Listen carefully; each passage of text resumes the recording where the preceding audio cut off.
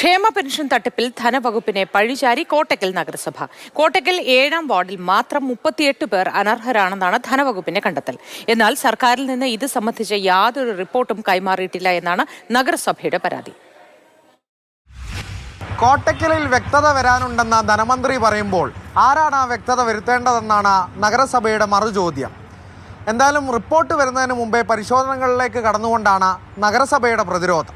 കോട്ടയ്ക്കൽ 7-ാം വാർഡിൽ മാത്രം 42 പേരിൽ 38 പേർ ക്ഷേമ പെൻഷന് അനർഹരാണെന്നാണ് ധനകാര്യ വകുപ്പിന്റെ റിപ്പോർട്ട്. അത്തരത്തിൽ അർഹതയില്ലാത്തവരിലേക്ക് പെൻഷൻ എത്തുന്നുണ്ടെങ്കിൽ കൃത്യമായ അന്വേഷണം വേണമെന്നാണ് വാർഡ് കൗൺസിലറുടെ പ്രതികരണം. എല്ലാ വാർഡിലും 2000 സ്ക്വയർ മീറ്ററിന് മുകളിലും AC വീടുകളിലും വിജിലൻസ് അന്വേഷണത്തിന് എൻക്വയറിക്ക് ഉത്തരവിടണമെന്നാണ് ആദ്യമായിട്ട് പറയാനുള്ളത്.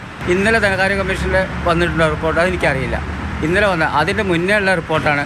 അത് ചെയ്തുകൊണ്ട് അവർ ആ ലിസ്റ്റാണ് അവരെടുത്തിട്ടുള്ളത്. ആ ലിസ്റ്റാണ് ഇന്നലെ പ്രചരണത്തിലുണ്ടായിരുന്നത്.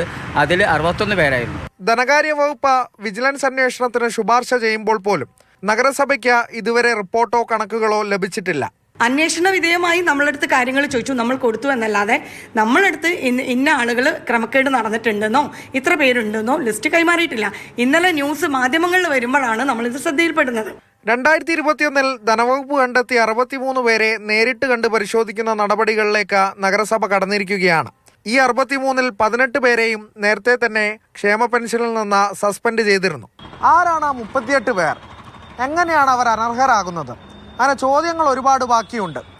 അതിനുള്ള ഉത്തരം കണ്ടെത്താനുള്ള തിരക്കിലാണ് നഗരസഭ.